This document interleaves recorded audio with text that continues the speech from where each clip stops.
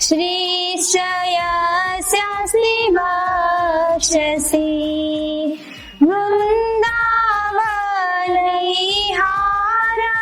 त्वं श्रीकृष्णं हृदि चिन्तये श्रीकृष्णं हृदि चिन्तये लिखामि सहजानन्द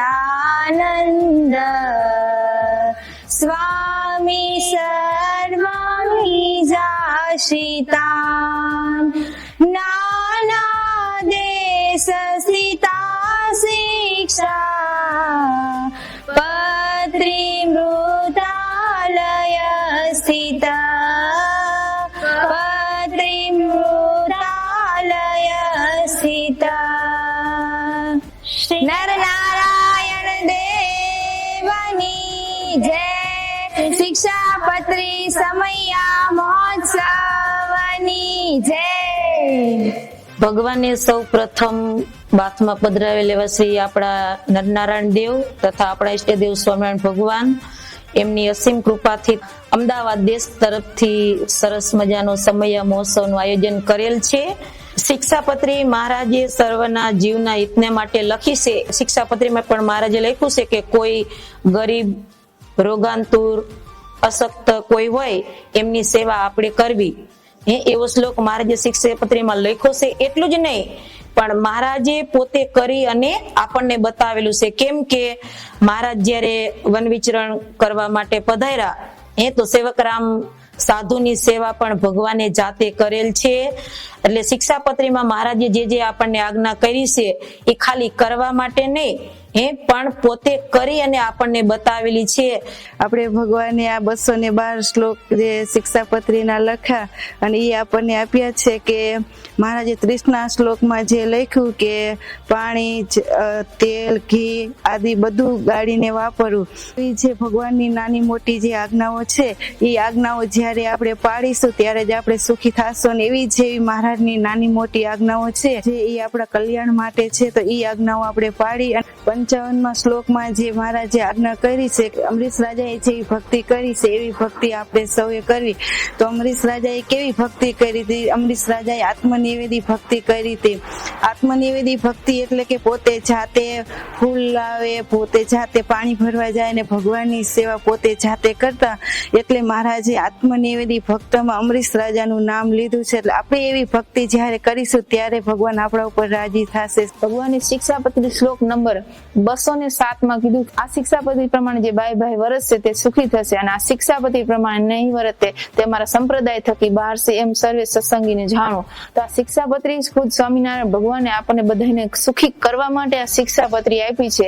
ખુદ સ્વામિનારાયણ ભગવાને કીધું છે સહુ જનને કરવાસે સુખી રે, નથી રાખવા કોઈને દુખી રે।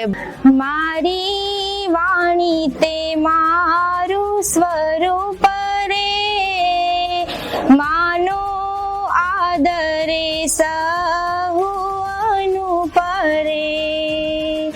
એમાં સમજી મારા શ્રીત રે, કરો શિક્ષાપત્રી પાઠ નિત્ય રે।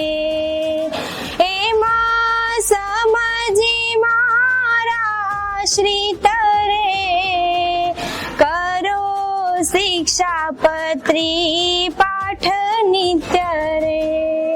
શ્રીજી મહારાજે પોતાના આશ્રિત જનોના સુખ માટે અને હિત માટે સ્વહસ્તે લખેલી શિક્ષાપત્રી, સ્વમુખે જેનો શ્રીજી મહારાજે અપાર મહિમા કહ્યો છે એવા શિક્ષાપત્રી છે તો 212 શ્લોકનો આ શાસ્ત્ર, પણ આ 212 શ્લોકમાં સર્વ શાસ્ત્રોનો સાર શિક્ષાપત્રી શ્રીજી મહારાજે લખ્યો છે। આ શિક્ષાપત્રી ન કેવળ સ્વામિનારાયણના સત્સંગી માટે પરંતુ સર્વ જીવ હિતાવહ, સર્વ જીવોનું હિત માટે જે આ શિક્ષાપત્રીનું પાલન કરશે, શ્રીજી મહારાજની આજ્ઞાનું પાલન કરશે, એના માટે આ સૌના માટે શિક્ષાપત્રી છે। તેથી જ તો આ શિક્ષાપત્રીને મહાન ગ્રંથ કહેવાયો છે।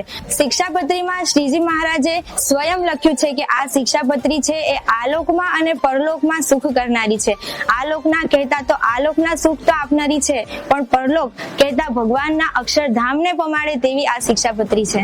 આવા શિક્ષાપત્રીનો જ્યારે 200 વર્ષ પૂર્ણ થવા જઈ રહ્યા હોય અને એના ઉપલક્ષમાં જ્યારે કાલુપુર મંદિર દ્વારા સમયાનું નિર્માણ થતું હોય તો આપણા તો એટલા મોટા ભાગ્ય છે.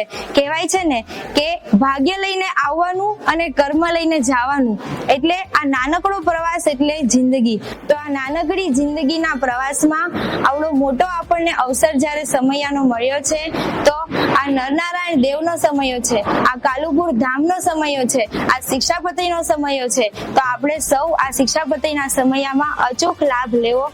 અને શિક્ષાપત્રીમાં મહારાજે લખ્યું છે કે દિન જનને વિશે દયાવાન થાવ. તો મહારાજે આ પણ સેવા કરેલી છે. એક વખત ડભાણમાં મહારાજ પધારેલા અને એક બાવો કાઢે ધ્રુજતો હતો, તો મહારાજે તેને ધાબળો ઓઢાડી અને એને રાજી કર્યો. તો એ બાવાને અંત સમય સુધી મહારાજ યાદ આવ્યા, એટલે મહારાજે શિક્ષાપત્રીમાં કીધું છે કે દિન જનને વિશે દયાવાન થાવ. જ્યારે મહારાજ પોતે આ લોકમાંથી જ્યારે મહારાજ સ્વધામ પધારવાના હતા ત્યારે મહારાજે સંતો અને હરિભક્તોની સભા કરી અને મહારાજે તેમાં એક છેલ્લી આજ્ઞા કરી કે છેલ્લી વાત એ છે માની લેજો રે, શિક્ષાપત્રી પ્રમાણે સહુ રહેજો રે, શિક્ષાપત્રી માહી અમે રહેશું રે, રહી એમાં સહુને સુખ દેશું રે. મહારાજ જ્યારે પોતે ધામમાં જવાના હતા ત્યારે મહારાજ કે સંતોને કે હે સંતો, જો તમે આ શિક્ષાપત્રી પ્રમાણે વર્તશો અને ત્યાગી હોય કે ગૃહી હોય પણ જો આ શિક્ષાપત્રી પ્રમાણે વર્તશે તો કોઈ દિવસ પણ અન્ન ધન કે વસ્ત્રે કરીને કોઈ દિવસ પણ દુખી નહીં થાય. એટલે તો નિષ્કુળાનંદ સ્વામી કહે છે ત્યાગી ગૃહી વળી નર નારી રે, રહેજો સહુ સહુ ના ધર્મ ધારી રે, ધર્મ વાળા જનમુને વાલા રે, બીજા જાણું છું નરસાન માલા રે, બીજા જાણું છું નરસાન માલા રે. ભગવાને આપણને આજ્ઞા કરી કે જો આ શિક્ષાપત્રી પ્રમાણે રહેશો તો કોઈ દિવસ દુખી નહીં થાય. તો આપણે સૌ આ શિક્ષાપત્રી પ્રમાણે રહેશું. શું આપ સુખની શોધમાં છો? શું આપ શાંતિને ઈચ્છો છો? શું આપ એક આદર્શ જીવન જીવવા ઈચ્છો છો? શું આપ પોતાના પુત્ર પત્ની પરિવાર સહ સુખી અને સંપન્ન થવા ઈચ્છો છો?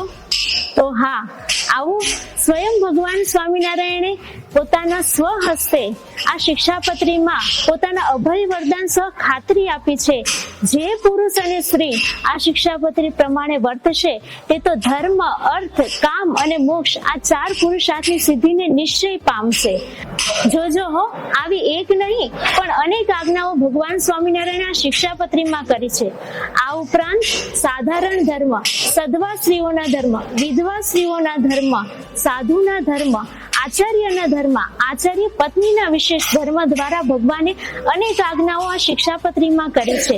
એ જ શિક્ષાપત્રીના 200 વર્ષ પૂર્ણ થઈ રહ્યા હોય અને આપણું કાલુપુર મંદિર એની ઉજવણી રૂપે સમયાનું આયોજન કર્યું છે. આ ઉપરાંત શ્રીજી મહારાજે આપને આજ્ઞા કરી છે કે શિક્ષાપત્રીનો નિત્ય પ્રત્યે પાઠ કરો.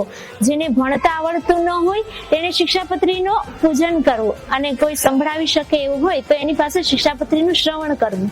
આ ઉપરાંત શ્રીજી મહારાજે એટલી સુંદર આજ્ઞા કરી છે જે અમારા આશ્રિત જનોએ જે આચાર્યએ જે મૂર્તિ પ્રતિષ્ઠિત કરી હોય એ જ મૂર્તિ પૂજવા યોગ્ય છે અને સેવવા યોગ્ય છે. આ ઉપરાંત પણ મહારાજે અનેક આજ્ઞાઓ કરી છે. માર્ગમાં આવતા જે દેવ મંદિર, શિવાલયાદિક જે દેવ મંદિર આવે તેને જોઈને આદર થકી નમસ્કાર કરવો, તેને વંદન કરવું. શ્રીજી મહારાજે આ શિક્ષાપત્રી લખી છે તે સર્વને જીવ હિત માટે લખી છે. જો જીવ કોઈ પણ માણસ શ્રદ્ધા અને વિશ્વાસ અને એકાગ્ર મને કરીને શિક્ષાપત્રીનો પાઠ કરે અથવા સાંભળે તો મહારાજ એની મનોકામના પૂર્ણ કરે છે. ધર્મ, અર્થ, કામ એ 4 પુરુષાર્થની સિદ્ધિને આપનારી આ શિક્ષાપત્રી છે. તો શ્રીજી મહારાજે સંવત 1882 ના મહાસુદી વસંત પંચમી દિવસે આ શિક્ષાપત્રી લખી છે.